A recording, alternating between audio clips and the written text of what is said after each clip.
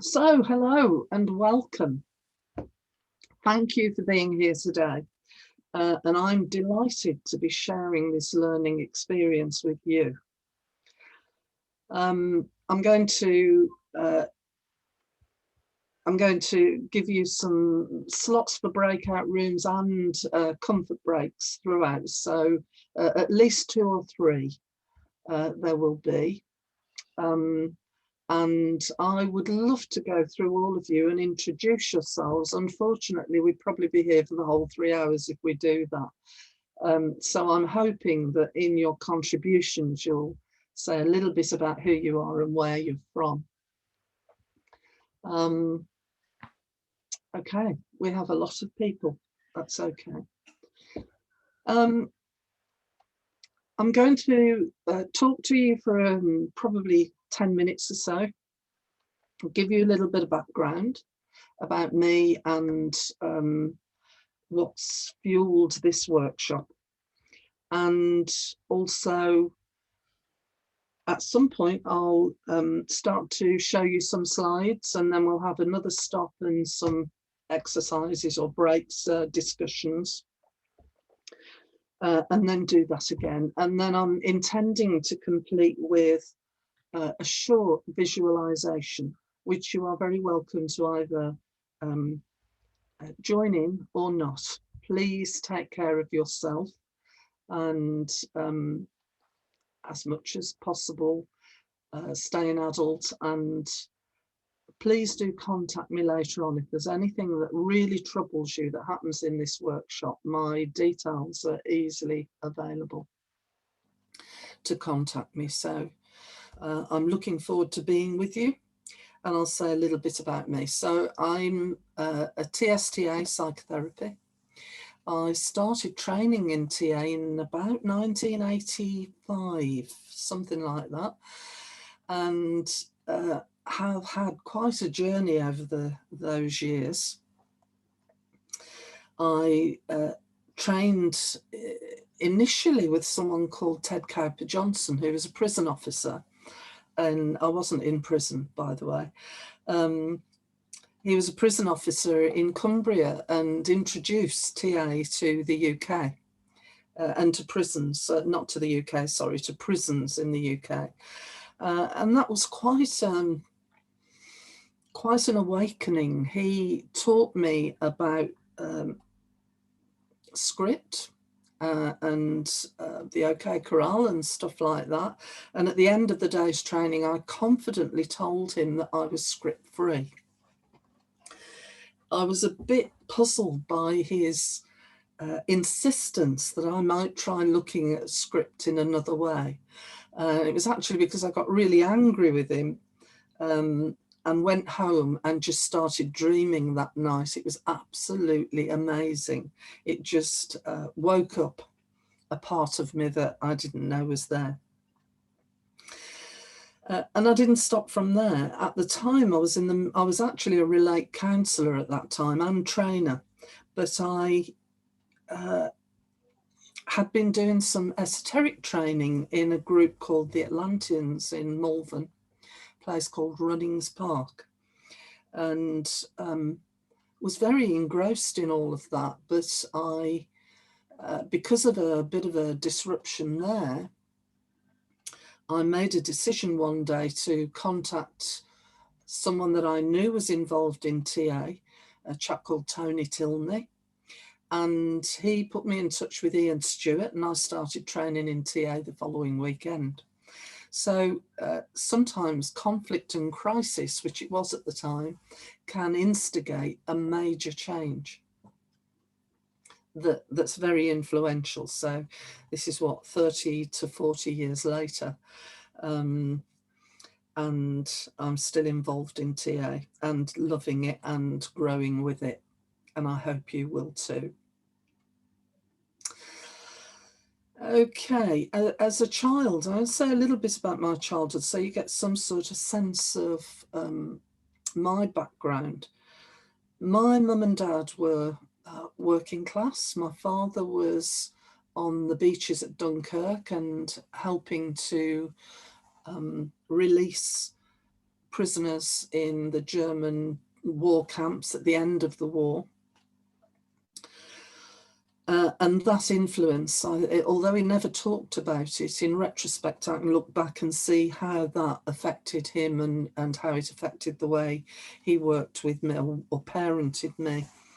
So after the war, like many of their generation, and I was born in 49, so it was just after, their generation had to rebuild the world.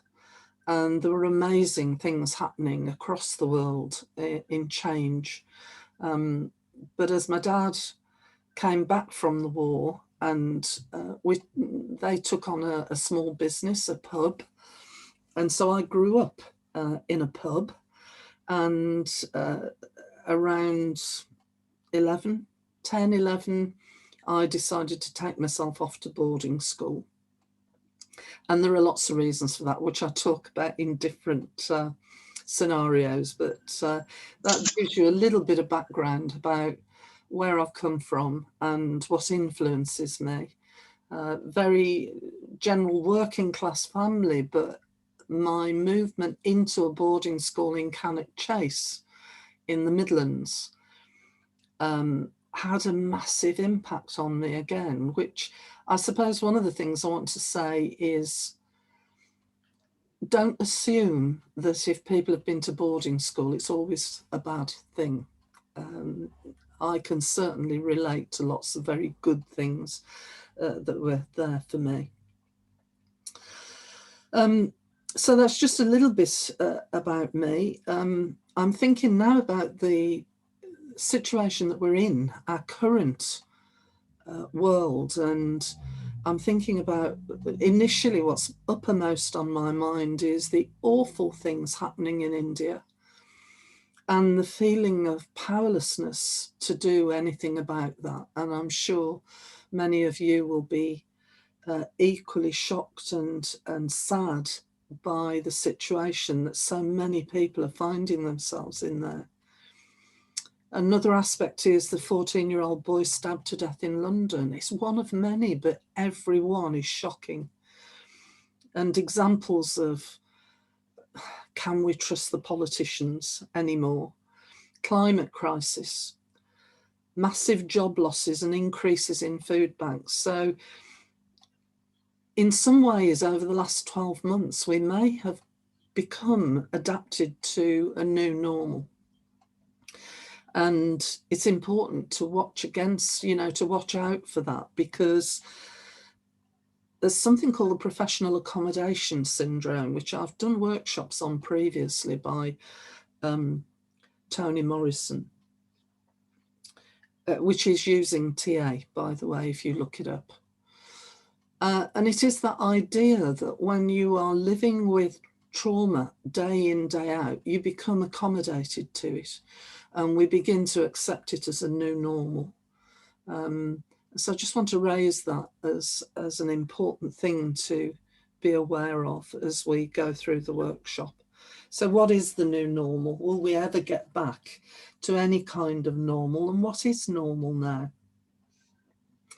I heard a colleague yesterday, I think, refer to normal as the problem for people who are neurodiverse. If we stop measuring against this normal, there would be no othering.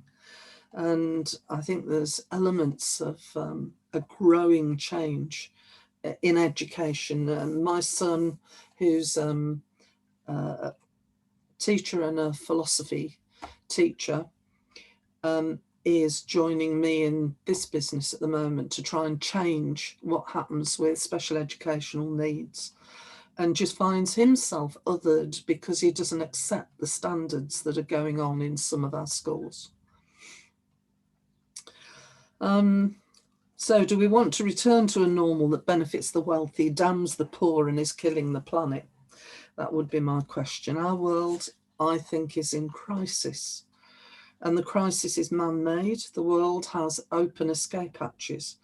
And I think only humans can solve this. One of the things that is rooted back in my training very early on is the interconnectedness of all things. So that's where I start. way back when I entered TA training was that we are all connected. We are a consciousness. And of course, you might have very different ideas from that, and that's okay. But it may make some sense of what I'm going to talk to you about as we go on today. So I'm going to offer you in this seminar one way of understanding and moving through crisis by practicing the art of not knowing and opening a bridge towards the principles of peace. And it will be your own unique path, not one that anyone else has told you you should be treading. This is your journey and can be made unique to you. So in the first hour, I'm going to share some maps and models to give you a flavour of both the simplicity and the depth of the identity matrix. And as far as possible, I would aim for this to be an interactive and a co-creative process, given the limitations of our platform and the time. I'll share some personal experiences, and I'm happy to take questions and ideas to illustrate the use of the matrix. So we will take a couple of comfort breaks and a couple of exercises in breakout rooms during this 3 hours. And during the second session, I'll focus on the art of not knowing and the principles of peace, and we'll end with that short visualization. Okay, any questions from anyone? Please do use the chat as well. See if I can find my cursor. I'll have a look at who's on the chat. Does anybody else have this problem? I'm shaking around the mouse here and I can't find the little arrow anywhere. And if I just press it, it's going to switch you all off. That's the thing. No. No. Okay, I'm going to risk. Oh, there we go. So what have we got here? Hi, Leslie is saying her camera's off. Okay, that's fine, Leslie. That's good taking care of yourself. Yes, unique. And I think this is part of the, this is from Holly saying she is moved to find the path and it's only yours. I think this is the move into the new way of thinking that we are just beginning to get a taste of. And I think you will hear several people coming up with similar ideas now. I know certainly Giles Barrow and I have had some conversations about the similarity in the way we're thinking, but with a completely different perspective. So mine is about the internal, and Giles and Haley are looking at that outside space. Yes, I agree, Paul. Shared fiction. Yes, absolutely. And how easily is that fiction of normal and safety shattered? I think that's one of the things that's happened to all of us over the last year or so, is that, and the shock, I think a lot of people have been really shocked to discover that the world isn't as safe as they thought it was. Okay. So I'll say a little bit first about the origins, and I know some of you will have heard this before. I'm just going to acknowledge here, it feels really odd, even though I've got you on lots of pictures on the screen. It feels really odd not to be able to look at each of you and say hello, but so I'm hoping you accept my connection with you at this level. And shout if you want to say something, please do. So one of the core philosophical principles of TA is that people are okay. And yet, what do we mean by that statement? Because in my experience, this philosophical belief and our understanding and interpretation of what it means is not agreed and not integrated into our community. In my opinion, that basic error is the fuel of many conflicts, differences and splits in the worldwide TA community. Over 40 years that I've witnessed that. The concept seems to be little discussed or debated, although it is being this last year. And even if asking the question means you obviously don't know and are therefore not okay, I'm thinking now of beginning training. I have a memory of sitting in my first TA training group and looking around, listening to what some of the people were saying and thinking, I'd best not open my mouth because I haven't got a clue what they're talking about. It was so out of my league. That's how I felt at the time, even though I'd gone in there with a passion for TA already.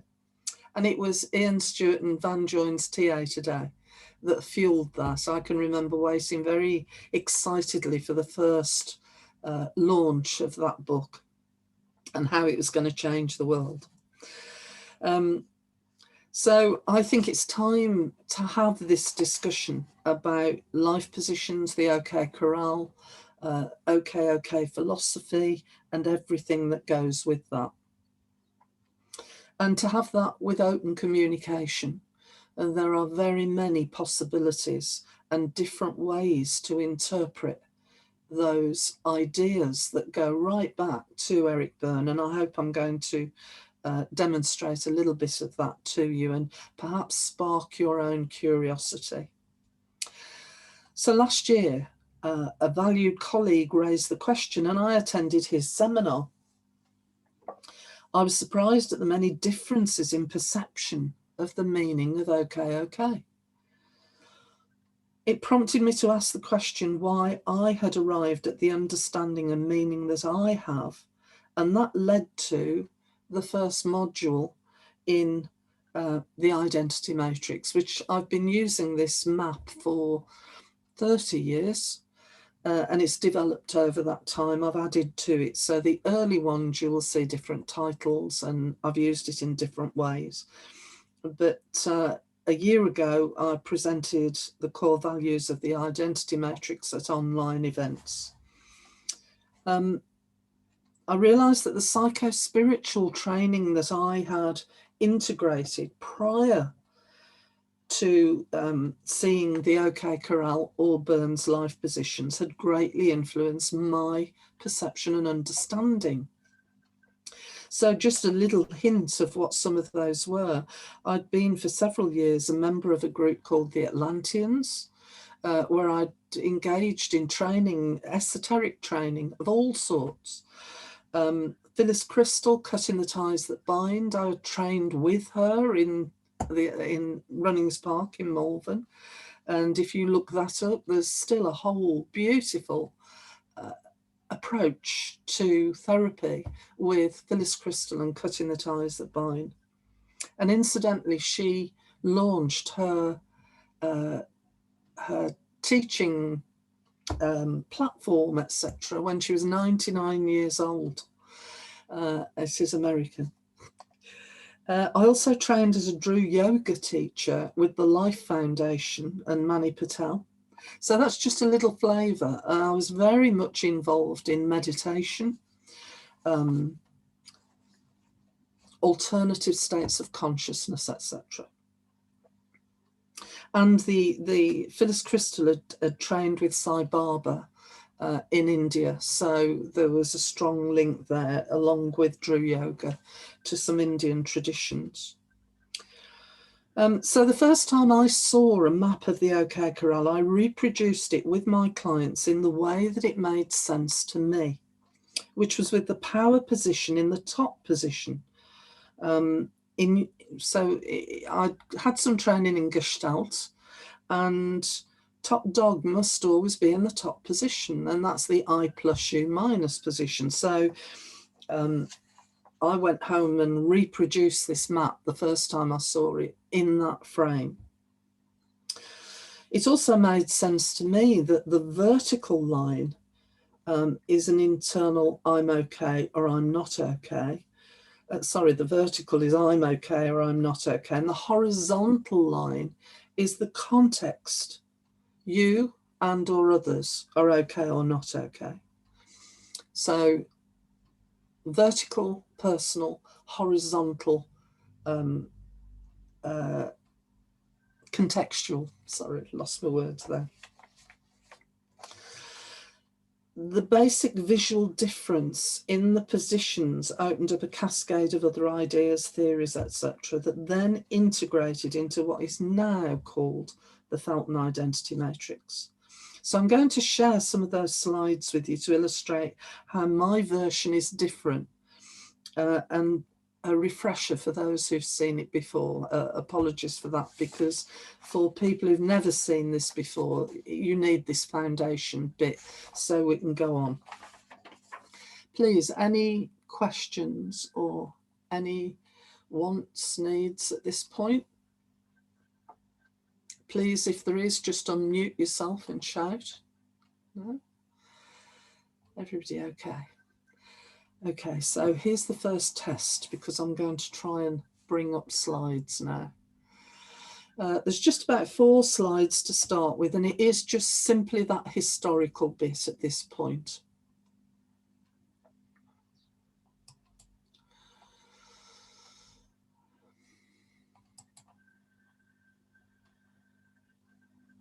Ah, right. That isn't showing what I want. I'm going to go back.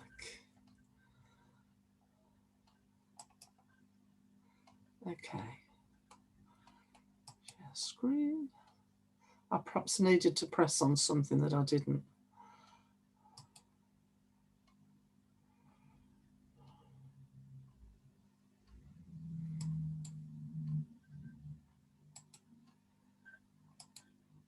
That's it. Thank you. Okay. Now I need to also press slideshow.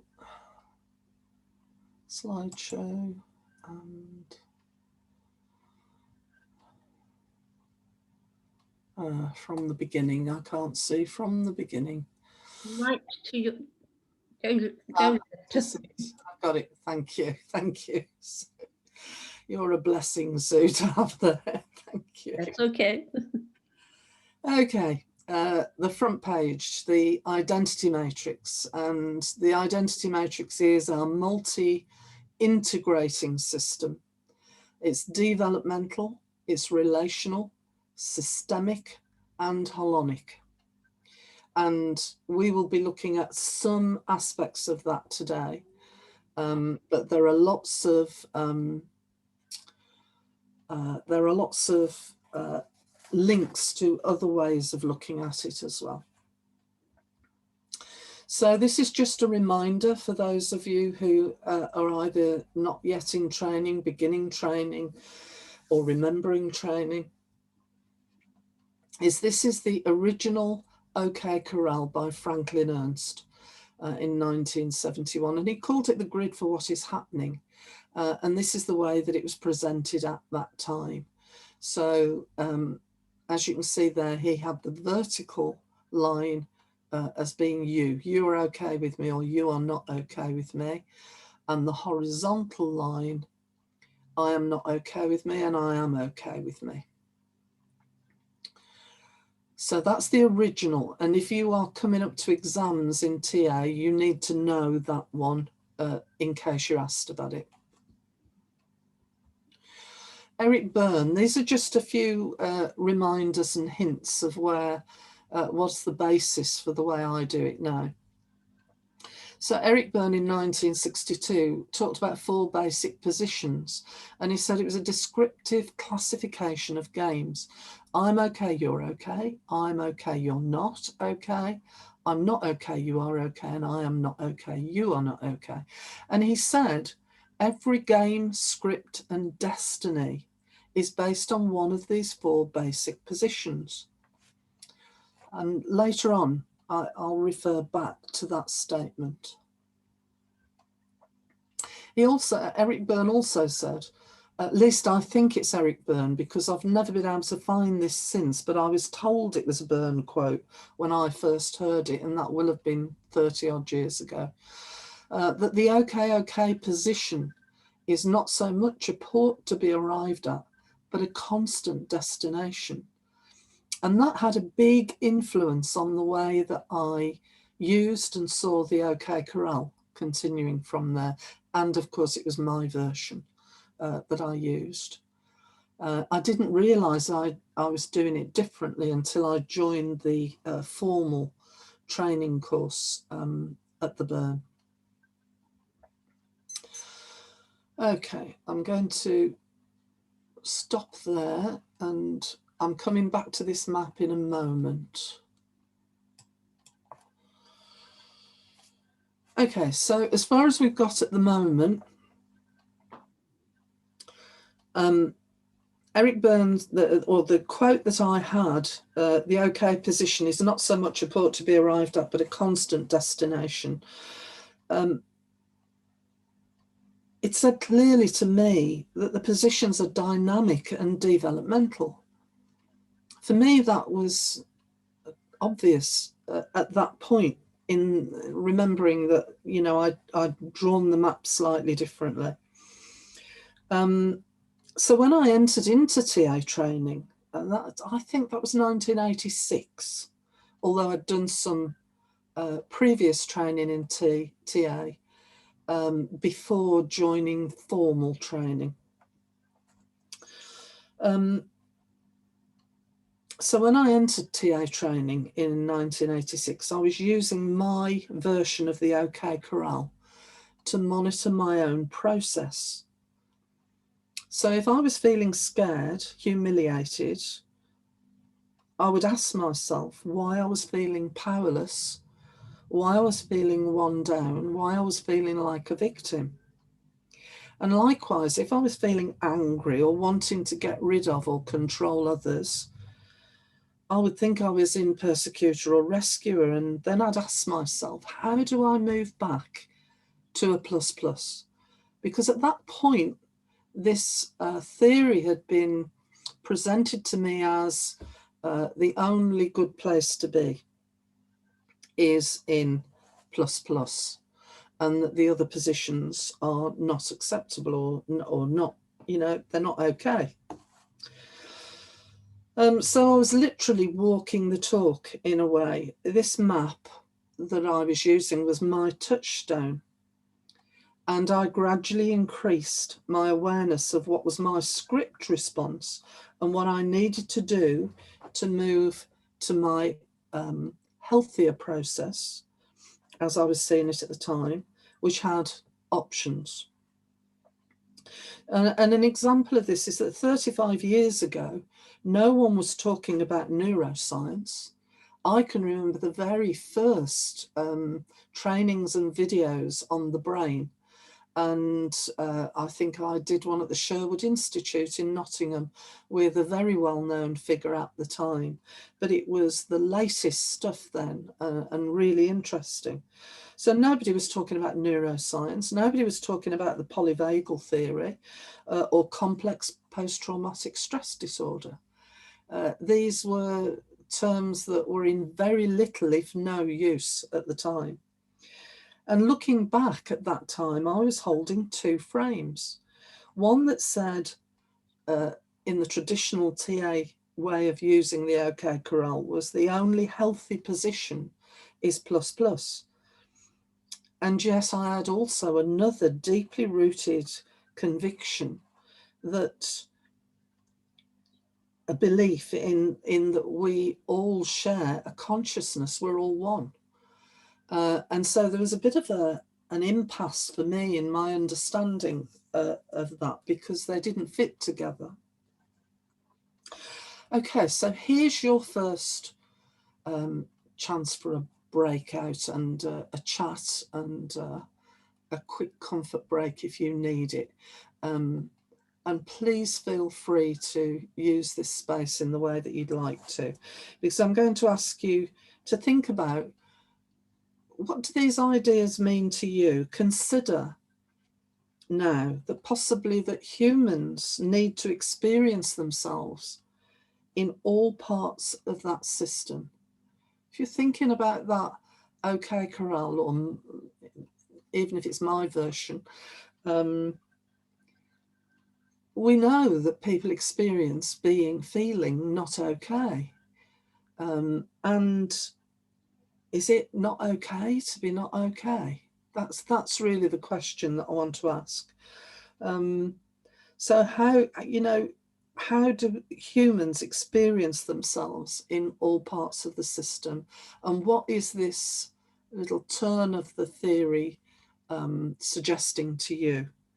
And I'm going to give you about 10 minutes. Is that? I think everyone's back.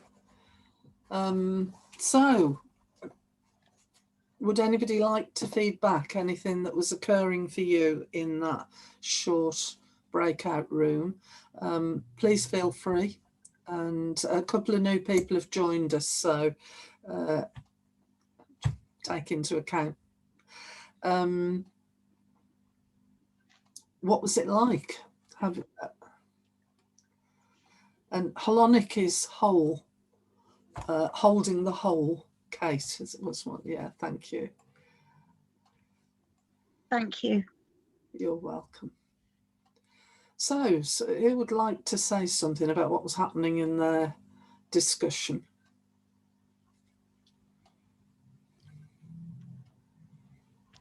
I can start with what we shared in our group, and please feel free to add whoever was in my group as well. I think we had a very beautiful discussion about, can one exist without the other?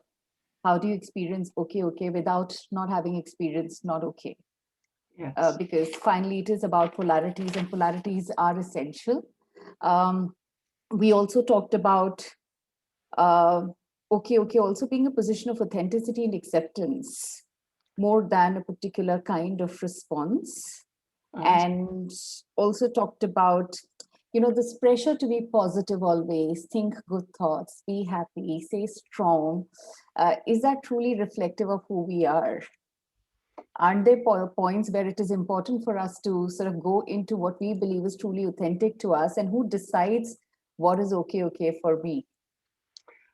Yes. Right? So those were some points of discussion that I'd really request if anyone else from the group, if I missed anything, to add on to that as well.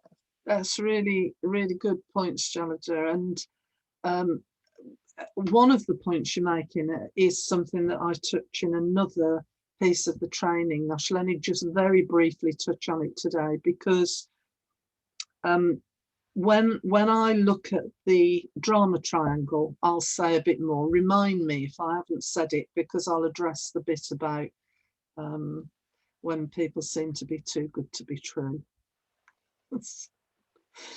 One of the things that brought me into TA training from the esoteric training was that some of the people teaching on that, we used something called the cartouche. They were a framework for looking at issues that were based on Egyptian symbols.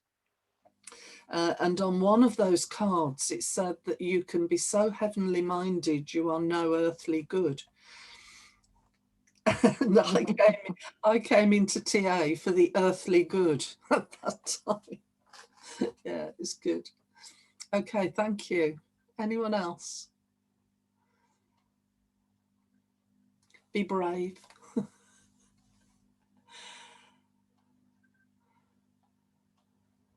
Okay. Ah, good. Hello, Paul. Hello. Yes, yeah. So we had a conversation in our group that got down to the sort of the brass tacks of the assumed shared definition of okay, and actually the idea that okay had to be some kind of a general good, rather than accepting that different states of happiness, of wellness, were all okay. And that was, so we just started to really talk about actually what do those two letters actually mean, and do we need to stop assuming a very basic shared understanding, which probably doesn't exist, which comes back to the whole thing about normal. Absolutely. And there are a myriad ways and possibilities of thinking about that and understanding it and what it means to you. And I think certainly way back, I'm not so sure that it's true now in training establishments, but way back, trainers often gave the idea that the only good place to be was in plus plus. And therefore, I think that stopped trainees from exploring what was happening for them, what was going on, why were they thinking, feeling, behaving the way they did. That had to be taken to therapy and kept behind closed doors, you know, when you were being not okay in the TA world. But again, that's my reflection on historical training. So it may not be the same these days. Any more? Yeah, we touched on just briefly the cultural differences of okay. You know, that okay, the context of okay was really important. Yes. And how that could be very different in different cultures. So that was just again, you picked up on that. Absolutely. Excellent. One of my colleagues, James Sedgwick, is doing a workshop this afternoon too. And he really raised the issue of context. And a very interesting workshop too. So context is very important and has been discounted a fair bit, I think. So yes, fabulous. Okay. Apologies for being a black square. I've not been Caroline. I've not been able to get my camera working at all. But we looked at the difference between the idea of I'm okay versus I feel okay. Now I'm okay might be a kind of existential position. I feel okay might fluctuate moment by moment. And how do we know? And what does the body tell us about am I okay or not okay? Which links a little bit to the I guess to the neuroscience which is available to us now. Yes, that's clarifies a lot, Caroline. And yeah, really valid points. And that's one of the reasons why I think the way that I'm using the identity matrix now is multifaceted. And I don't want to jump too far ahead of myself because there are several points to make, I think, as we go along. But I think we are moving into a new paradigm. And this is part of it. So while I'm just saying that, I'll say as well that I think you'll notice that in the recent years, although I've been developing this work for a long time, but certainly in this last year, I've noticed several people starting to raise some of these questions about not that the early theories were wrong, the interpretation was wrong, it wasn't wrong, but it was only one interpretation, and there are many interpretations. And I think we are shifting to a new paradigm, just as we talk about diversity. You know, in the same way, there are many ways of being. There are also many ways of understanding and experiencing. Okay. Thanks, Caroline. That's great. Thank you. Anyone else, or shall we go on to the next slot? Okay, I'm going to move back to the big screen. And okay, so at the time that I entered TA training, it was with Ian Stewart, who incidentally is one of my heroes in TA and is still my mentor today. It was Ian Stewart because, as I said, myself and a colleague at Relate Marriage Guidance were excitedly waiting for TA Today to be published, the first one. And as a result, I contacted him and got into TA training. And he's one of the people that in my experience holds that okay position most consistently. In whatever way you think about that, but is still my mentor today. So I was working as a therapeutic foster parent for children who were labelled antisocial and attachment disordered teenagers in the Midlands. And as I observed young people struggling with life, I gradually realised that life positions could be seen as developmental. It was a combination, actually, not only the young people I was working with, but I was also, as I say, working in what was marriage guidance, later became Relate, with couples where it was clear to me that in a relationship, that fit of one would be in the I plus U minus, and the other would be in I minus U plus, in varying degrees and reflections of that fit. And when we started to look at how they could change and make changes in their relationships, those developmental stages started to become obvious to me. I was quite interested also at the time because of working with young people. And we were trained to work specifically with TA, with young people. I was a foster parent for Dr. Bernardo's at the time, and we had some excellent training. So as I realised that it could be seen as developmental, I started to work with young people using those developmental stages, and eventually I published my thinking in Touchdown and Talisman in the Transactional Analyst in 2012. This was also my dissertation for Masters when I got my Master's degree. I use Pam Levin, and she also uses Erikson. So it was Erikson's psychosocial developmental stages, and highlighted parenting needs in each stage. And that's what I'm going to share with you now. This piece in itself, we could spend 2 days on exploring how you could use it. So for the moment, it's only to give you an idea of how it can be used, but I imagine there'll be a lot of questions. But it's important to get the gist of this so that you can see what led me to the things that we're talking about today.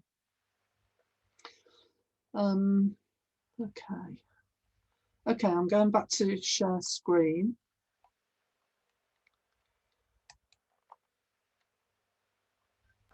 Hello, everybody. I finally arrived at the conference. Hello. Welcome, Caroline. I was just I see your excited reaction when you're it's working. It was My lovely. technical assistant number 2. Oh, brilliant. Okay, so what you've got here now is an earlier version of the identity matrix, and I think I used to publish it as Building the Self because it was a developmental map. But I'm just going to go through how I use this. So this is top vertical line I plus, and at the bottom I minus, horizontal line I plus to the right, I minus to the left.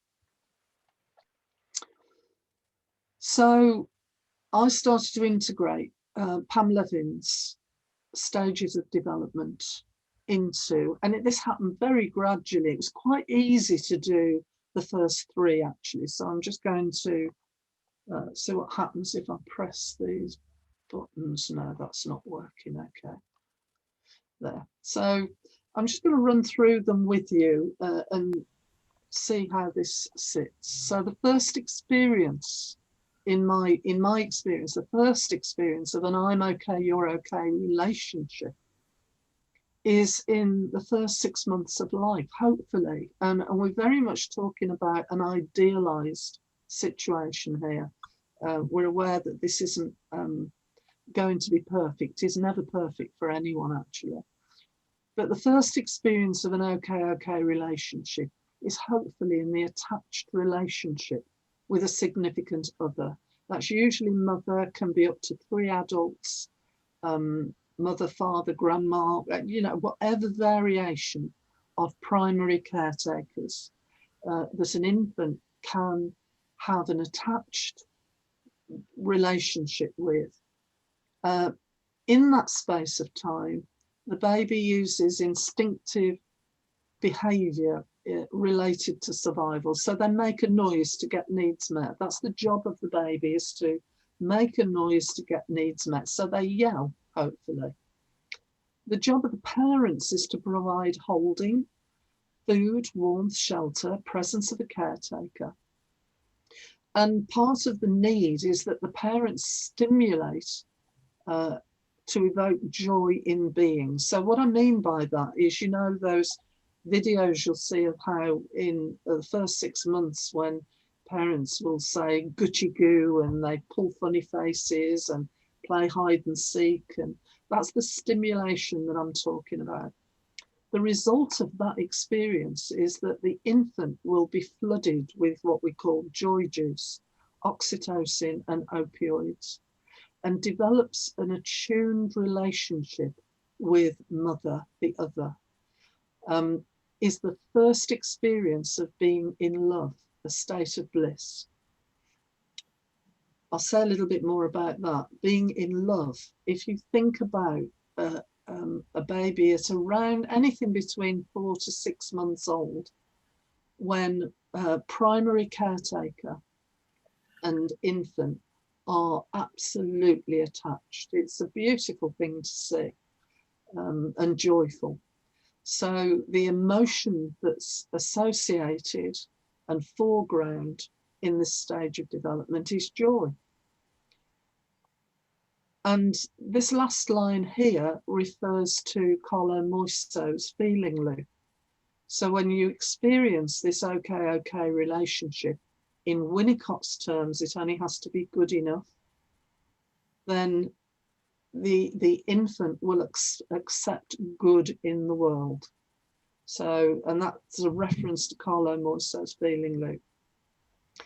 Just a point here that in some of the training I do on this, it's, I take it earlier, I take it pre-birth, because there can be many influences on the experience of birth and the first 6 months that will influence how this stage is experienced. And for instance, one of the groups of people that I've worked with a fair bit is people who either lost babies at birth or during pregnancy, or people whose mother has died during birth. And it's amazing that these experiences, depending on what has been the alternative care, can be very much related to this stage of being in later life. Okay, so providing reasonably all has gone reasonably well, then the next stage we move into is the stage of doing. This is Pam Levin's material, Jean Ilsley Clark. It's all in line with those different teachings, and I don't teach their particular material. They're the best people to go to for that. This is just a way of using that material. So at 6 to 18 months, I put in I-U+. And that's because it's our first experience of vulnerability. Hopefully it's our first experience of vulnerability. And why? Why is because at this point, the child starts to do all sorts of things. You know, they could throw things off the high chair to get you to pick things up. They start to crawl, walk, climb, jump, grab things, poke things. So all of those activities, those doing things, are actually a first experience of their vulnerability, hopefully, because learning to walk sometimes means you get hurt. And at this stage, my grandson climbed up onto the sofa between me and another son who didn't have children at that time, and Archie was the baby. And as he climbed up, my son was saying, "Oh, isn't he clever? Look at him, isn't he clever? Well done, Archie." of course, I knew as a mum what was coming next, which was Archie decided to launch himself off the sofa. And I caught him because this is what primary caretakers do when the baby's at this stage of development, because you predict that the next thing that's going to happen is, because they don't have any caution at that age, hopefully, they may get hurt. And there's a greater risk between 6 and 18 months of that hurt happening.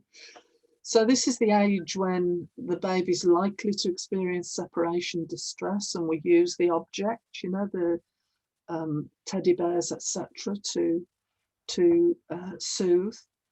The parent has to think for the baby and to provide permission to explore with adequate protection from harm. It's a very important statement, that, because that balance is really important as to how you give the baby enough room to explore their world, but at the same time preventing as much harm as you possibly can. At this stage, dopamine triggers the seeking system. This is the hormonal elements. And how important is that? You need that seeking system to have the exploration desire for the rest of your life. And later on, I'll probably make some comments on that. So what baby develops at this time is curiosity, creativity, motivation. The foreground emotion to be learning about here is fear. And this is why it's I minus. So I'm in a minus place. I'm not okay at this point because I can't take care of myself. And you are okay because you have all this power, mum, dad, gran, whoever it is. And so there will be times when the baby feels some fear, or the beginning toddler feels fear. But it's in that relationship with the parent that the toddler learns how to take care of themselves. So in that permission, potency, and protection from the parent is introjected into a beginning parent ego state of the child. And they learn how to manage fear. Now, just think about, for a start now, how many people in the pandemic are really coming face to face with anxiety and fears that they then don't have the resources to deal with. In Colin Moiseau's frame, this is the point at which we learn to accept our own limits. So, it's not safe to jump off the sofa when you're 6 months old. That's that sort of thing. Okay, from here, providing all goes well enough, baby will move up to thinking. And this is at 18 months to 3 years. Can I say here, by the way, it doesn't matter what frame of development you use or what ages you use. This is a frame for different experiences. And, we could have conflicting or different child development ideas on this. But it gives us the idea of how we develop these different aspects of ourselves. So this is my first experience of personal power. And if, in a doing stage, I've had adequate permission, potency, and protection from a trusted other, then I'm going to develop some confidence. And you know what the toddlers are like at this stage. This is your terrible twos. It's the first experience of my own power, where the toddler will push and test limits, is learning to become separate. It's the first separation, is becoming oppositional, will argue, learns the word no. I can remember taking one little boy that I was fostering on holiday once in a caravan, and he shut a door on the cupboard as he went past, and it bounced back open. And he went apoplectic, slamming this door. And of course, the harder he slammed it, the quicker it bounced back. And he was absolutely beside himself with anger at that point at this door. So parents at this stage need to set firm boundaries with kindness, empathy and concern. Now I make that point because as a foster parent, I did quite a lot of training for foster parents in an earlier life. Very often the biggest difficulty for parents was when the child got to this stage and became really difficult to control. And of course, parents would get scared and try to put in the control. And sometimes children got the message that they were not lovable if they behaved this way. And so it can have various reactions to that. But this stage is about the integration of thinking about doing, yeah? It's where the child learns to test reality. They learn about anger and how to deal with anger, how to soothe themselves, and how to take power healthily without overpowering others. And so at this point, they accept the limits of others. That's Carlo Moiso, feeling loop again. So if you're in TA training and you've got that lovely Moiso map, you'll see what these lines are connected to. Okay, so up to this point, it was quite easy actually to begin to place different stages of development linked with emotions, etc.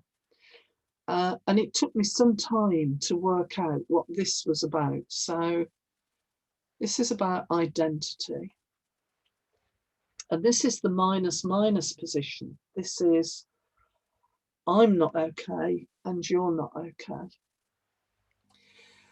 And that can have many different perspectives. So I'm not okay, you're not okay, can be easily translated into, I don't know how to deal with this and neither do you. I don't know the answer to this and neither does anyone else. Now think about pandemic. So this is the child's first experience of not knowing, not having necessarily any answers. So the way that the way I think about this is that up until 3 years old, we are in that early brain. It's the polyvagal theory of fight, flight, freeze. And this would be flight, this is fight. And I talk about this more when we're talking about the other elements of the matrix. But when we get to about 3 years old, the frontal cortex engages, hopefully. And a child is then able to think about what's going on around here and often can see difficulties in the family, in their experience. And so sometimes they feel powerless at that point and see parents as powerless too. An example of how I would see this when my other son, the one who was sitting on the sofa with me for Archie, had 2 daughters of his own. And they came to stay the weekend. And Sienna, who was the older one at that point, she'd be about 4. I said to Mum, I bought the video Frozen. And she said, oh, goodness, she'll cry all the way through it. And I said, that's okay.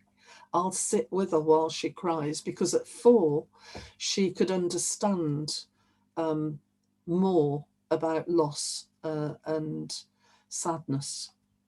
So this is where we learn about who am I, and we become interested in difference. It's a growing awareness of the contrasts of human nature and the consequences of our actions. So parents need to encourage contact with others, play, support testing out and decision making. And it's, oh, sorry, that shouldn't have happened. That's because I'm using the wheel. This is the development of identity, integration of good and bad experiences, learning about sadness while maintaining the capacity for joy in being, and accepts the limits of the human condition. That's the Moiso element. Okay, I'm just going to, it's a really important bit right at the centre. This symbol here represents physis. This is the life force, and it's also the symbol of infinity. And now you'll begin to see why I might have placed that there, because I came into TA with an expectation that we are all one consciousness, and this is a life force, continues in each of us as individuals, but also in us as humans, that this is a continual life force. And so that life force takes you naturally to each stage of development. And Pam Levin and Jean Ilsley Clark would be saying as well, there are 4 stages. They used to talk about 3, 0 to 6 years, 6 to 12 years, 12 to 18 years used to be the 3. But neuroscience now tells us that there's a 4th stage, which is 18 to 24. And that these themes recycle 4 times. Now, if you're interested in the recycling element, you need to go and read Pam Levin and Jean Ilsley Clark, who've done excellent books and theories on this. My work in this is in identifying these patterns and how it fits with TA. And I'm just thinking, one of the things I link with Haley and Giles Barrow is the force of nature, which eternally strives to make things grow and make growing things more perfect. That's from a layman's guide, Byrne, quote from Byrne, and of course fits superbly with the idea of eco-TA. If you're interested in reading more about the developmental matrix, remember that I developed this work for my work with children in care, and it was supervised in TA by Ian Stewart, and I did an article called Touchdown and Talisman in the Transactional Analyst in 2012, and it's downloadable on my website. I've also written a chapter in a book on restorative theory, which is available in the bookshop. Chapter 10, editor Belinda Hopkins, and that was in 2016, so that's a more up to date, but it's very much focused on this child development and how to deal with difficulties. And this is the material that I developed for working with staff in the children's home. Okay, so I'm just taking a minute to check where we're at, to make the point that this is an ideal. Very few people get the ideal in childhood, if anyone. The fractures of attachment recycle. So when things go wrong, we could see it as an interruption to this energy flow. When trauma and unmet needs in childhood cause a rupture in the flow of physis, the life force, it creates what Dan Siegel, the neuroscientist, calls chaos and or rigidity. And that takes me to the last slide in this little section, which is, I think that's very clearly the drama triangle. When integration is not present, the result is chaos or rigidity. And I did some training with Dan Siegel a few years ago, and And I think that's what sparked this connection for me. Sue, you raised a hand. You've got to unmute, Sue.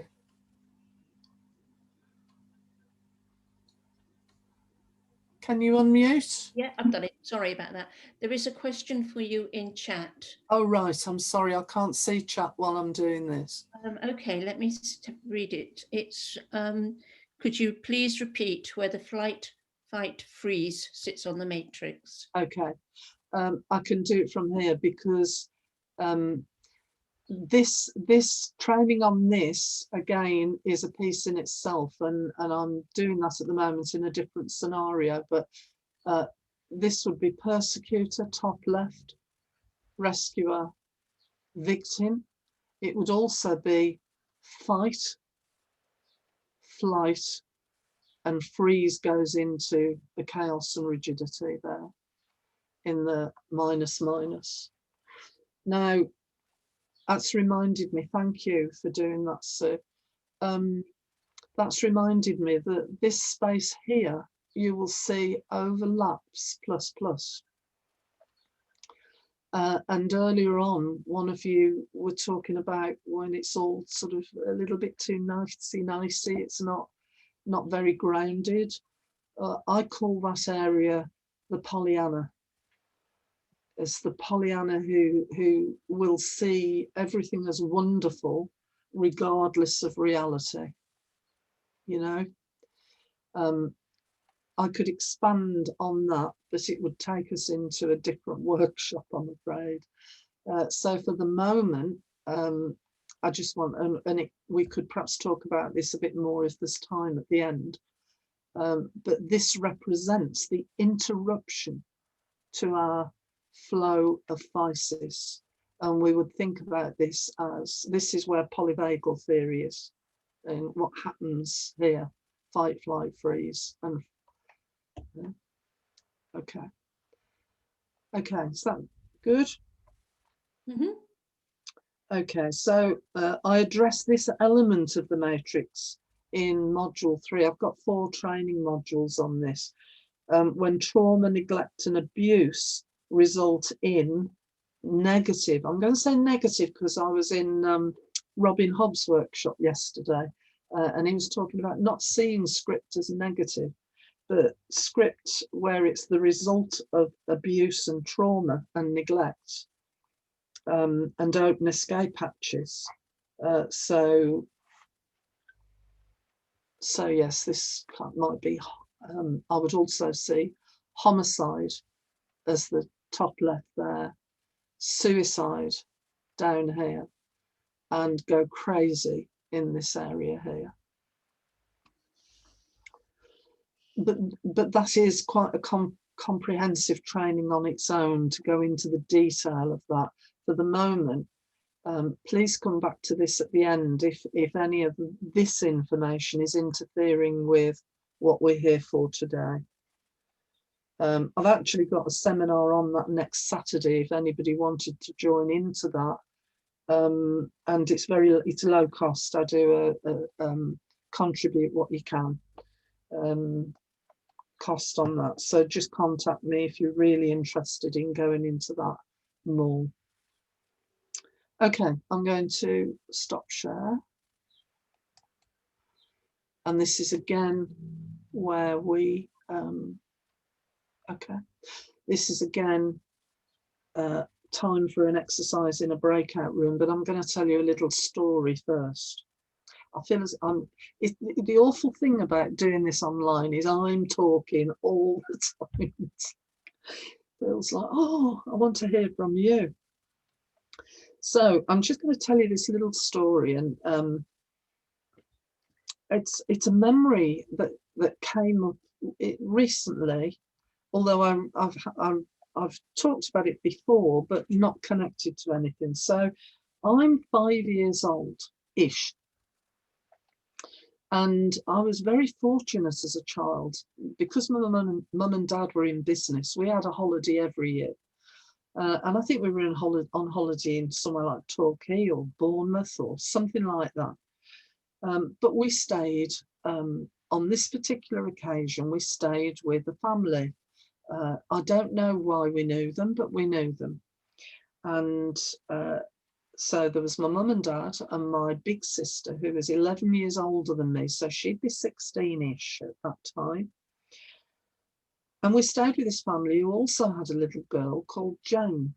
It's interesting that all these years later, I remember her name very clearly. So Jane was little and petite and blonde, and I was quite a sturdy child with dark hair. And because we were staying with this family, they put me and Jane in the same bed. As you do. I've done it with my grandchildren. They've all shared a bed. And as we went to bed with all the parents and grown-ups downstairs having fun, Jane and I were in Jane's bed. And I don't think Jane was very happy about having to share her bed with me. So she started to pick and poke and say nasty things. And she pulled my hair a couple of times and, you know, hissed and stuff like that. Until in the end, I'd contained it long enough, being a very responsible, slightly older, not much older, about 6 months older perhaps. And eventually I lost my temper and I kicked her. At that point, Jane erupted into hysterics and started to scream at the top of her voice. And of course, all the adults came running upstairs to see what was going on. At which point, desperately ill Jane, holding her stomach and saying, "She kicked me, she kicked me." And so guess who was in trouble? And that memory stayed with me all these years. And I want to ask you now in your breakout rooms to first reflect on that little story, whether you have a similar story. How do you think this might influence a child in the development of script? And do you have any memories like this? Were you impacted in this way? And how did it affect you? So I'm going to give you 15 minutes for this one. A little bit of time. Okay.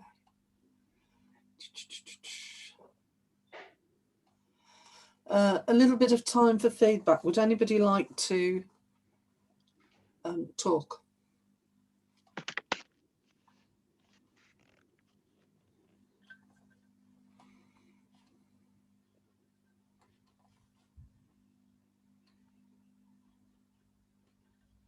We had an interesting time because I couldn't work out how to get the people who were late coming into other breakout rooms. So there were 2 rooms that were empty, and I'm sorry, some of you will have been, a lot of you, in one room. I'll put that on my list for learning for next time. Okay.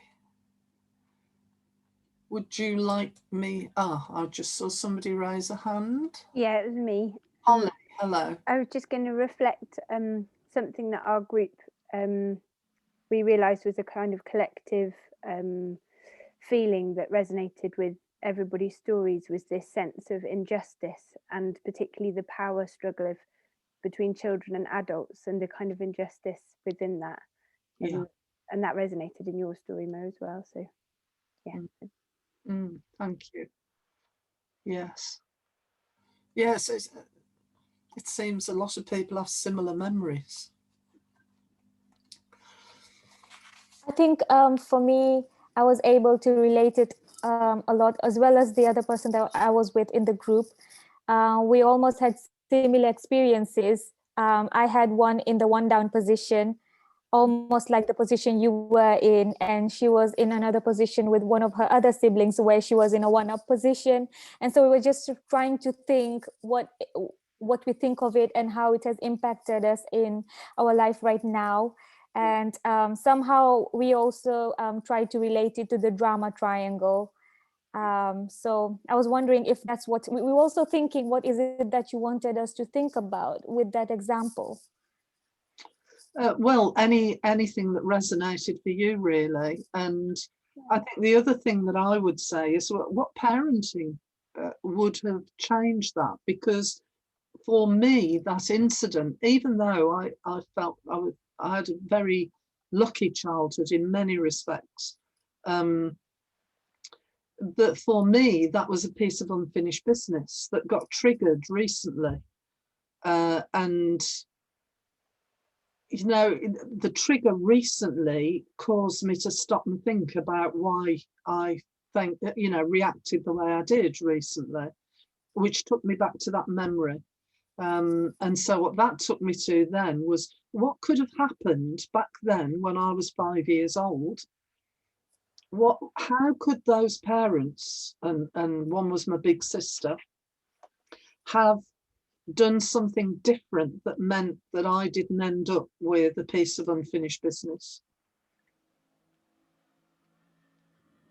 And I wonder whether any of you have any thoughts on that. We connected it to permissions. Say again? In terms of what permissions, we connected it, our group connected it to permissions.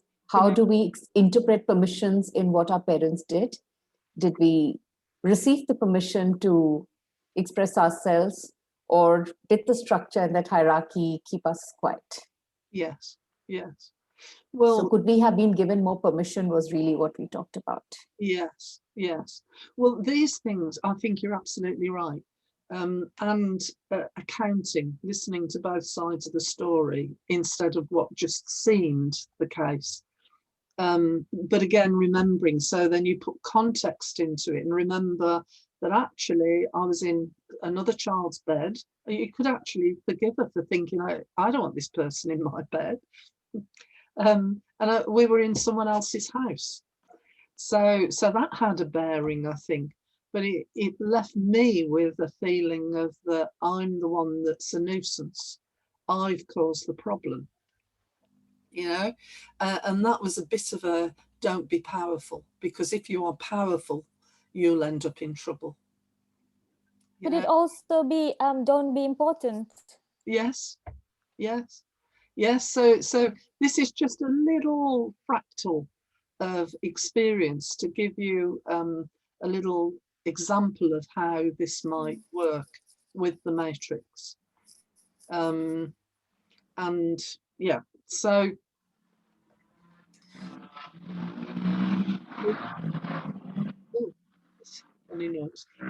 if there's no one else needing wanting to speak at the moment, I'll go on to slide 7 and say a little bit more about that while we do that as well. So let me go to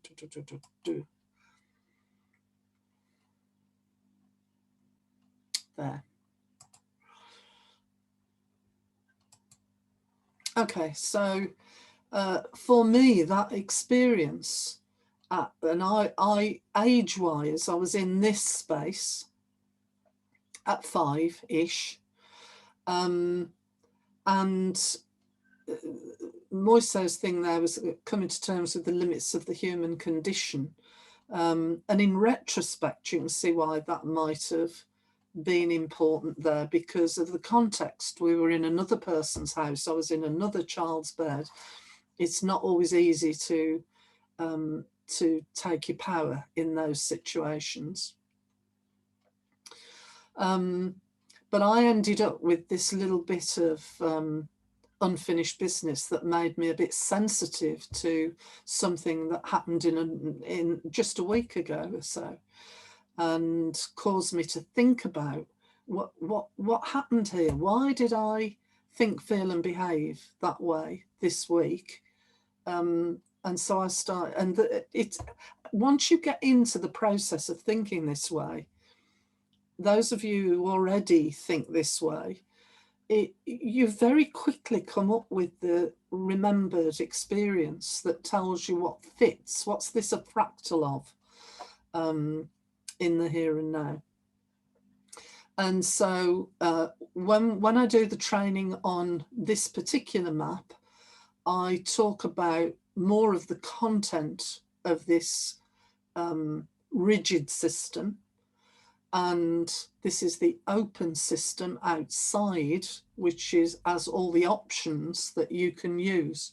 So for instance, I experienced myself getting very angry at one point, and in thinking about it now, if I step outside of the triangle into an I+ and stay with feeling okay with myself, I could have set boundaries. There are several things I might have done in recent experiences where that bit of script comes into play that says, don't be too powerful, because if you are, they'll get rid of you.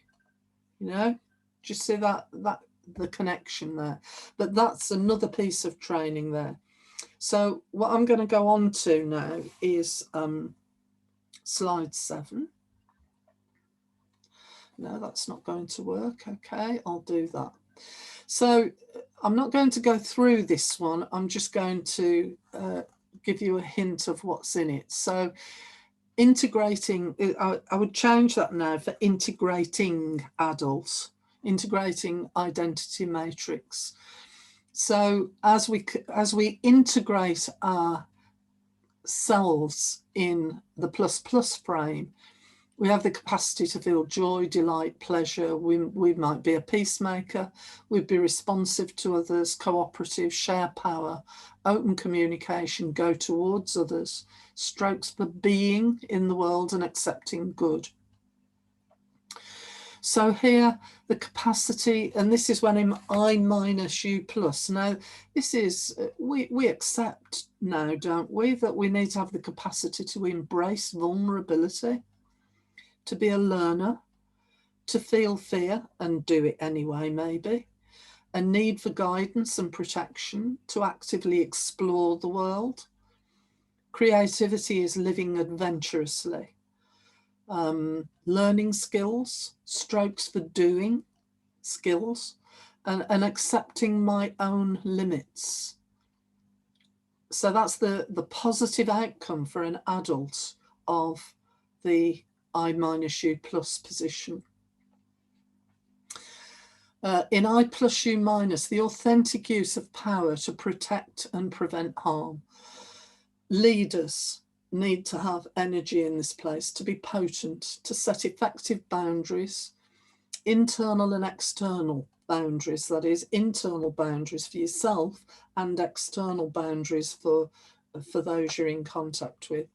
The healthy use and expression of anger to effect change, strokes for change, getting strokes for change, and accepting still the limits of others.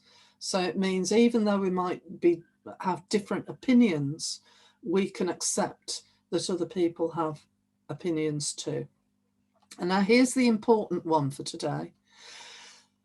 In this place, in -, it is the capacity to hold not knowing, to pause and reflect, to embrace the process of grief and loss, a healthy expression of sadness, the desire to curl up and close up, the ability to hold difference, strokes for reflection, and accepting the limits of the human condition. So, you know, these are all the positive outcomes of a good enough experience of development at each stage. And of course, we never stop growing. As I just demonstrated to you, I'm still learning. And sometimes we just have to feel our vulnerability in order to be able to open this life force, to be able to know ourselves in all parts of the system. Okay. So one of my favourite quotes for this little bit, T.S. Eliot. I love T.S. Eliot. It's a new joy in my later life. So I'm going to read a little bit more than that quote there. And you see the matrix.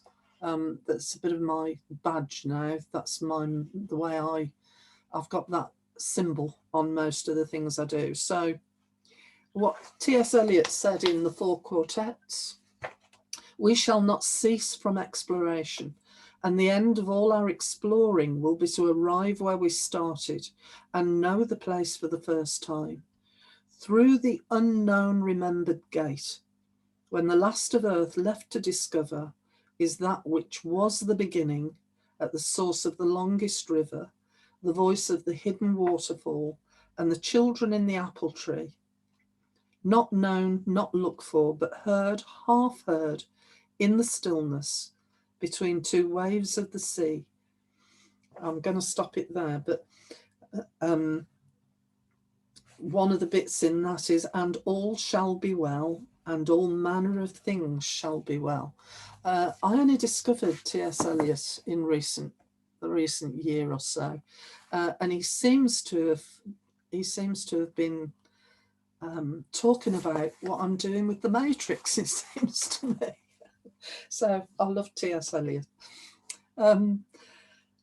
Okay, so slide 8, and I'm asking now, how okay is it to be not okay? And what has this got to do with peace?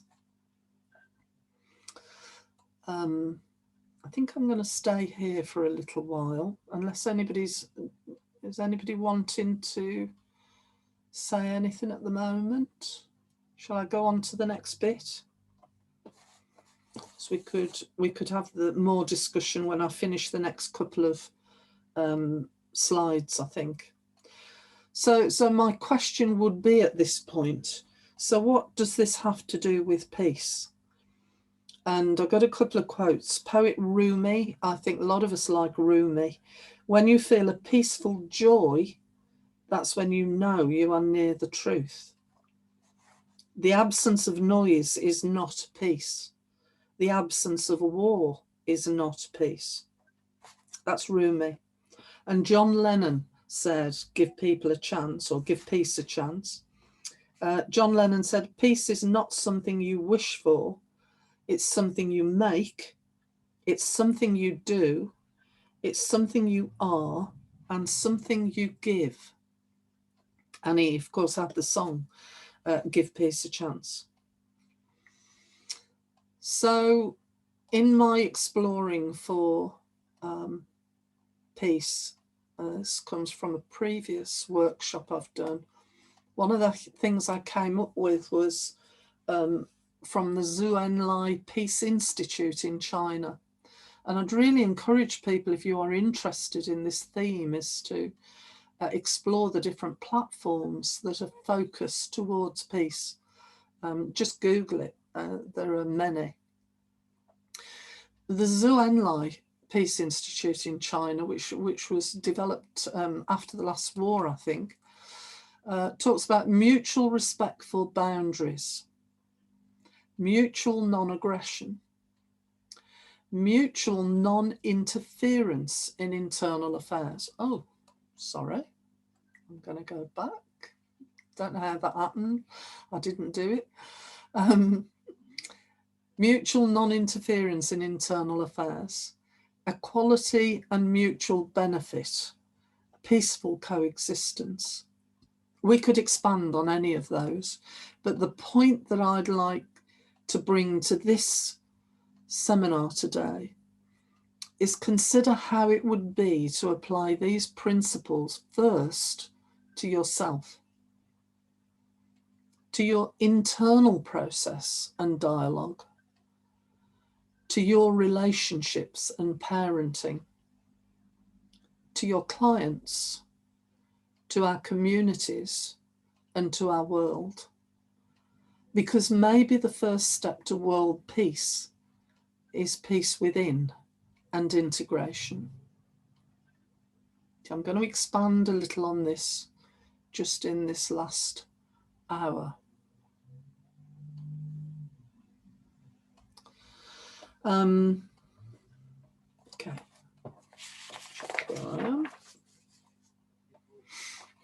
Okay, a couple of other little key points, but there's a lot we could talk about here. I really like what the Quakers say Quakers say nurture inner peace. What are the wars within? What are the impasse within? That's the wars that go on inside ourselves. So if we nurture interpersonal peace and co-creative responses to conflict, increase our options, and that will lead, I believe, when we all address peace within, then it will lead to peace in the world or deep democracy. So take the time to sit with that minus position. I'm just going to go on to slide 10 because I think a lot of what we're talking about now fits here. So this is particularly the thing that's focused for ongoing peace within and hopefully peace without. So just as I showed you earlier, there was a slide that had what it looked like to be an integrated adult or an integrating adult. Here we're talking specifically about what it's like when we're in that difficult place, when we're in a pandemic, when, you know. So to experience, first of all, the experience of love, and many of the quotes I've got talk about love being the way to peace, the experience of good in the world, an integrated trust in ourselves and in the world, equaling safeness, a capacity and experience of joy. In this second position here, vulnerability, the experience of permission, potency and protection, to ask for and receive help, the ability to learn from mistakes, leading to compassion, acts of kindness, courage to act, turning towards suffering. This is when people, I don't know, I've been watching some of these films of what's happening in India, and to see all those people who are desperately trying to care for and get help for people who are terminally ill, without concern for their own risk. That's what we mean by turning towards suffering. The man who ran after the bomber in London, when he went running after him and jumped on top of him and eventually the police shot him, that was turning towards using your power in order to stop harm. And of course, it's a directive experience. But here's where we are now. Forgiveness equals coming to terms with the limits of the human condition and being at peace with oneself and one's past. Now, I've got a little, be aware that there is a deep, dark hole. Be aware that despair and hopelessness could take you off this, this pathway, this journey. And this particularly relates to the Portia Nelson poem, turn a corner, fall down a deep, dark hole. I don't know how to get out. I've been here before. Many of you will be familiar with that poem. And when we're in the minus position, there is a pull to this place of despair and hopelessness, which will hold up your process of physis. Physis will get withdrawn or lost in, not lost, but I can't quite find a word for that. But and what I imagine when I'm in this place is having my back to this despair and hopelessness, the Portia Nelson experience, and facing a bridge of hope. And I think this is what I saw in T.S. Eliot's words, the unknown gate, almost as if that unknown gate has always been there, And we find that unknown gate in our own process of freeing up our own physis, dealing with our own inner demons and conflicts, being willing to address and account the positives as well as the negatives, that it is okay to be not okay, especially in a journey of development. So in Deep Democracy, if you look that up on Google, Deep Democracy says that is the difference between normal democracy. What we call democracy in this country means that the winner takes all. The person with the most power takes the top dog position. And if you don't have so much power, then you're at their mercy, basically. That's our ordinary democracy. In Deep Democracy, the theme is all need to be heard and accounted. And that would change that very act. This is where we get circle. You know, when people get in a circle and all parts of the system need to be heard. For me, this is the way forward. The discomfort of conflict can lead to a quick fix if we're not careful, instead of a more accounting and holistic response that strengthens the foundations in yourself and in your community. And we could think about that in many different flavours, like promoting equality between men and women, intersectionality, diversity. There are so many areas that need this deep democracy approach, emphasising the prevention of violence over intervention. Violence tears the fabric of society and destroys trust that binds relationships. And trust is the keystone of peace. Trust is a plus position, experience, and goal. Trust is the foundation of a society. Trust is born in that early experience with an other. In order to experience trust out in the world, you first must learn to trust yourself. So my recent experience increased my awareness and integration of my 5-year-old impasse or stuck place. And that recent experience, I've experienced kindness, support from trusted colleagues, and yesterday's workshops with Robin Hobbs and Andy Williams enabled my ability to differentiate and integrate that old impasse. And they did that through accounting and inclusion, truly an okay experience.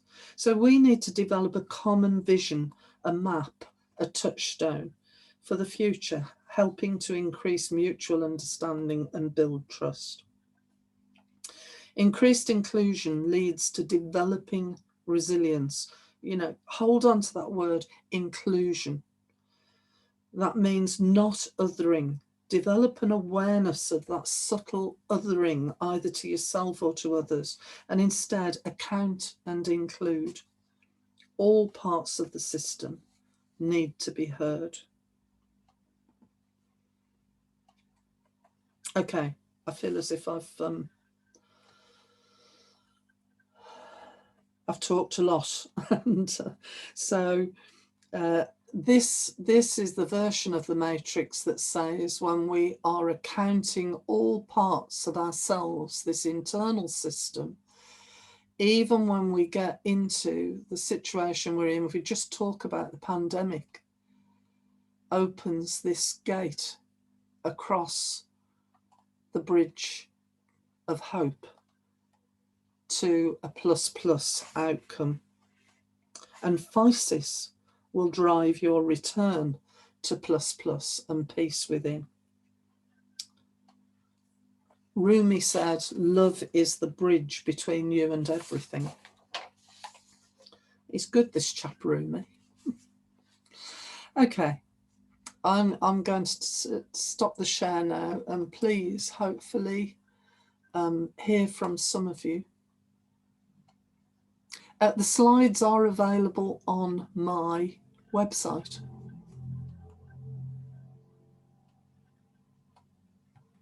Could you share a link to your website, please, Maureen? Yeah, it's it should be on my early, but I'm going to put it in the chat. That's going to be the easiest thing to do, isn't it? Because I also, well, sorry. That's okay. I also had a question, like, so my main aim when it came to your workshop, which was very informative, is like you said you will talk us through the art of not knowing through crisis management, and I find myself constantly slipping into the rescuer role, even though you mentioned about we should always stay in the plus, the love. However, when I go into the compassion and anything vulnerability, I constantly slip into being a rescuer, which sometimes comes to your own despair. And maybe through your experience, if you had any advice of how you can protect yourself in that instance. Yes, I'm sorry, I was half listening to you and half. Oh, I've just sent that should have gone to everyone. I'm going to do that in a minute. I'll answer you first. So what you're saying, Anandi, is that when you're wanting to stay in a plus relationship, and what you find is that you get caught into being in rescuer. Yeah. And how do you know the difference? How do you know the difference and be able to protect yourself from constantly slipping into the rescuer position? Because it's not always beneficial to yourself, is it? No, it's not. However, the reason when I do the more in-depth on the drama triangle and the polyvagal theory, I always put the rescuer position in the top of the drama triangle, which is sort of partly across plus, because I think at a social level, we are far more encouraged, or it's more socially acceptable, isn't it, to be rescuer than it is to be persecutor. But the way to begin to question that is first of all, notice what happens in the process. Do you end up feeling kicked yourself? You know, do you end up feeling angry that the help that you've given hasn't been appreciated? Or do you end up feeling that, you know, that this person never changes? Or, you know, what do you experience as a result of thinking that you've been rescuer? And then you look at how to step outside of that. What are your other options? So kind of bringing out why the rescuer position, bringing it up in your awareness and trying to get to know why is it that you feel like being a rescuer at that point. Is that what you're saying? Yeah. What evidence have you got that you are rescuing rather than just being very positive? Or, you know, well, it's usually going to be because there is an outcome. So if you're in the rigid system, the drama triangle, then you're going to see a movement of position. So you may start in rescuer, but where do you end up? Do you end up feeling like a victim? Sometimes, if it's not appreciated. But if you do get the payoff that you perhaps wanted, then you do feel like you've done something good. Well, maybe you did do something good. And there isn't a perfect answer to this other than your journey. This is about you working it out for you, what works and what's not so good that you don't want to repeat. And I suppose in TA, we'd usually go back to the contract. You know, if you're wanting to help someone,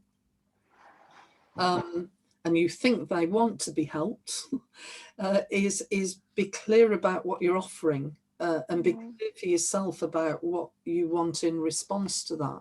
So sometimes we do help people and it doesn't change anything. Is there something about ego state analysis in assessing whether we're moving into one of those rigid triangle modes, do you think, Maureen? If we identify if we're coming from a child space, do you think there's a link between that and moving around the drama triangle? I'm sure there is, Paul. I think there would be very many reasons why we get hooked into that rigid space. If I'm talking neuroscience, I'm talking about the difference between the rigid internal space and knowing how to step off that. So one of the things I'm just starting to write about now is a treatment plan, which would be something like, and it's based on neuroscience as well. So it'd be something like, first of all, an awareness of what's going wrong, what is it that doesn't work, and then an understanding of what that means in the here and now, and maybe what that resonates with in the history. What's the fractal? And then the next step is, having got that awareness, is you learn to differentiate between the thinking, feeling, behavior that is within the rigid system and thinking, feeling and behaviors which will be multiple outside of the rigid system, in the open system, which is your integrating adult. Yeah.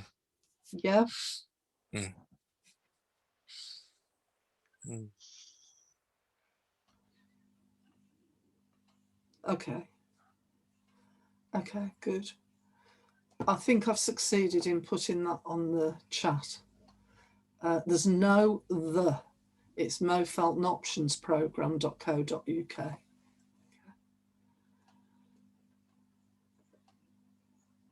Okay, how are we doing? It's nearly 4 o'clock. Are there any other questions at this point? Because I think it's Sunday afternoon, and if everybody's really had enough at the minute, we could do the last bit and close, even if it's a bit early. Okay, I'm going to do that then. Okay, so I'm hoping, please do feel free to email me or to ask questions at any point if you want more information. I'm going to dedicate this workshop, this seminar, to one of my heroes, who is my best friend of 40 years, and her name's Gwyn Clements. She's a CTA, and we started training way back in the beginning of the 1980s, before we went into formal training. And right now, Gwyn's fighting for her life with a terminal brain tumour. And I dedicate this workshop to Gwyn for her courage and compassion, and to the joy and peace that she's brought to the world in decades of working with children, young people, in her business, and together as we worked with young people with particular problems. So I want to close with a visualization. Be aware that gratitude is an antidote to fear and anger. And so as I'm going through these words, this is a meditation that I use every morning, and you can access it. I'm not going to write this down, because the person who owns this on YouTube would prefer people go there, I'm sure.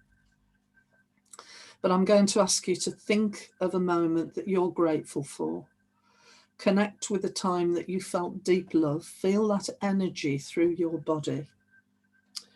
And this meditation is by a woman called Glenda Cedarleaf, strange name, on YouTube, and it's called the 3-Minute Morning Meditation.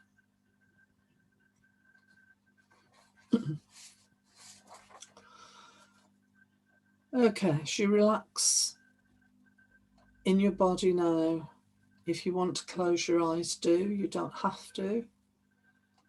But just be aware that this day is here for me. And this experience is here for me.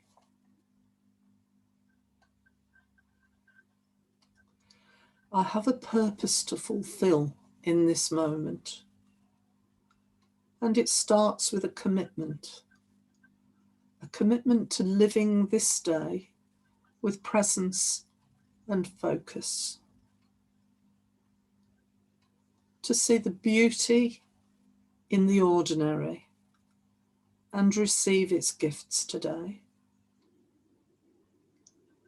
to remember gratitude and to receive its inspiration. My awareness reminds me to live today with openness to new possibilities and to hope. I consciously connect with the eternal life force that fills my body with energy. And I decide to step into my life with courage and with conviction. I can do this. I accept support. I am alive, and this new day awaits me now.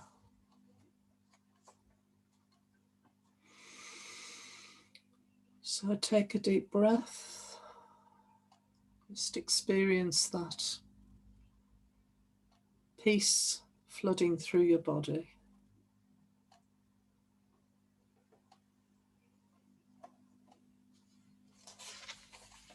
And when you're ready, just come back into the main group again. There's time for some closing comments if you'd like to do that. And the last things I'd want to say is that that bridge to peace is within. It is an inner peace. So step out into your life with courage and conviction. Find resolution to your inner wars to bring peace to the world. And it's okay to be not okay, is what I would want to close with. Okay.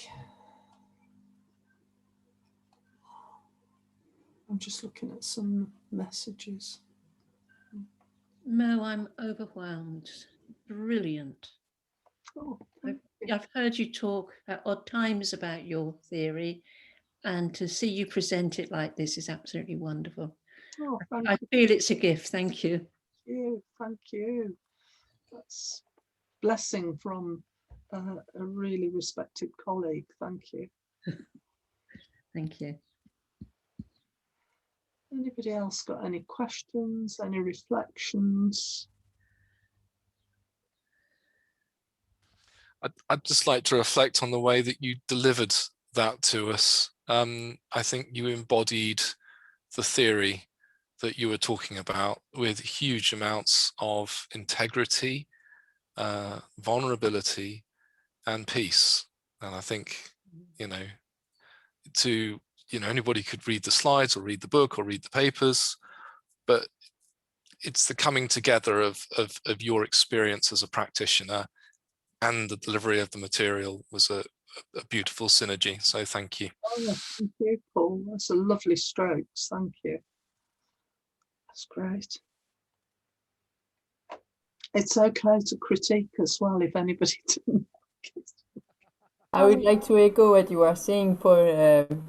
Like through you, we've had the experience of basic trust and trust in the world, and that all is well at a basic level, and that all the rest is, obviously there's the practicalities of reality and everything, but the inner sensation that all is well and the conviction that it is that way. I think, if we have that in us, then it spreads to everyone we meet. Yeah. Yes. So, Yeah. yeah. So, yes. Thank you. It is what I believe. And of course, not everybody believes the same thing, but hopefully we can convince some people. I thought that was Wow. wonderful. It was just profound. And it felt as if there was a coming together of something there, which I think is really needed in TA, which is about the life journey that takes us to places where we're not okay, again and again and again and again. And yes, we may do the healing when we're 35 or 45 or 55 or 65, but we will keep going back. Yes. To places where we need to remember and to have a framework which can take that into account. Yeah. Thank you. Yes, thank you. Maureen, I just feel like there's this very peaceful and calm vibe around you, which I felt instantly when I went into this session, which I feel for me is very important. I really need that calmness around me, and I feel so much wisdom like pouring through you when you just talk about different things. And there's so much that I'm going to take away from this, but there's something that I have stuck in my head, and I've written it down, is the alternative stance on consciousness that you said you practiced before you came into what is needed of you on the earth, something like that. And I'm very interested in that, and that's something that will keep me on my toes and keep me thinking all through. So I just want to say thank you so much for today. Thank you. Wonderful. Okay. So, thank you. There's some nice strokes in the chat as well, so thank you all. Okay, well, it's okay with me if you want to get off early. You don't have to stay till the end, although I'm quite happy to stay here and answer any questions if anybody has any.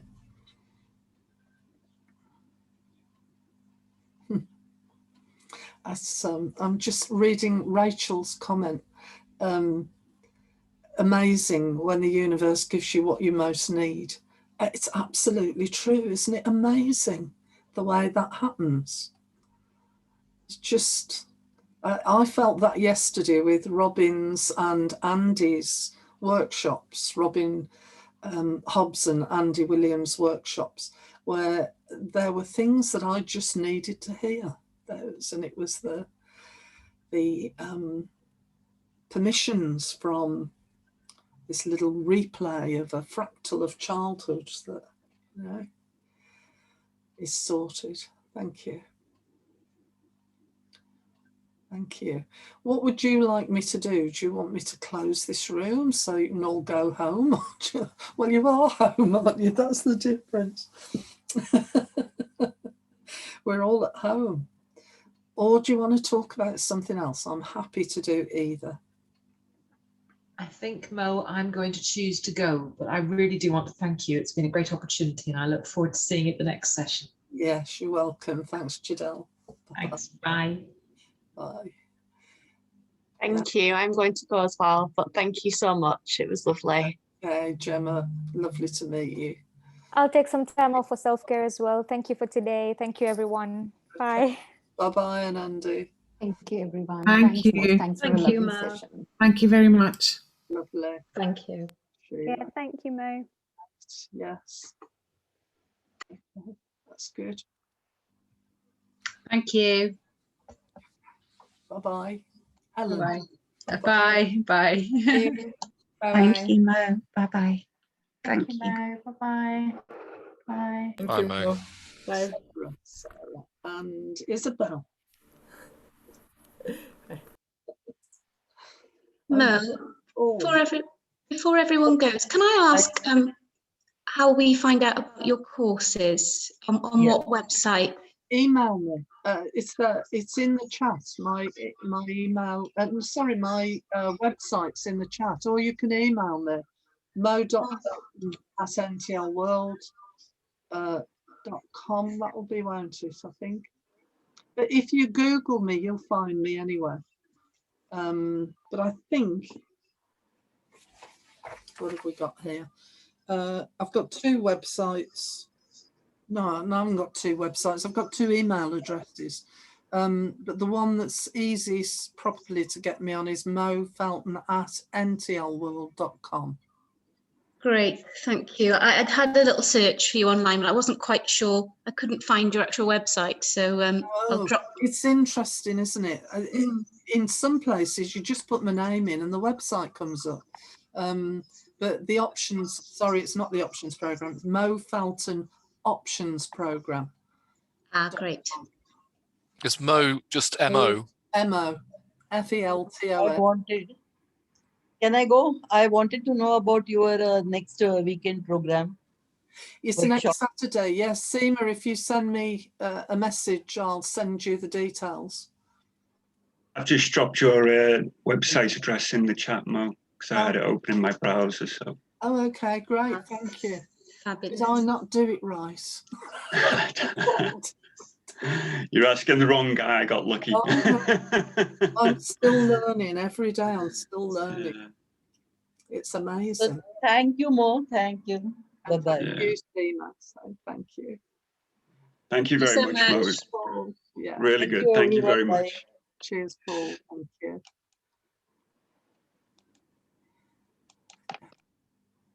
Bye. Thanks, Mo.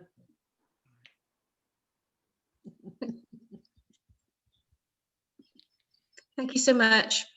Okay, Rachel, thank you too. And Amina and Dominic, last in, last out. I just want to say that was so beautiful, and I know everybody else, I just really loved it. It made me really tearful. And the words for me, account, include, and freeing up my own physis, and the whole link to quantum. It's just wonderful, really lovely. Thank you. Well, thank you for being here. Everybody's important on these things. It's really important. So yeah, that's lovely. I've sent you a message on the chat, so hopefully about next week, Dom. Okay, I've got to work out how to save the chat yet. Okay. Well, I'm sure I'll be in contact one way or another, but thank you very much. You'll find me if you Google. And bye, Amina. Bye-bye. It's lovely to meet you, Dominic. Met you. Yes. I'm going to say goodbye for today. Thank you. I've really appreciated reconnecting with your teacher. Lovely to see you, Amina.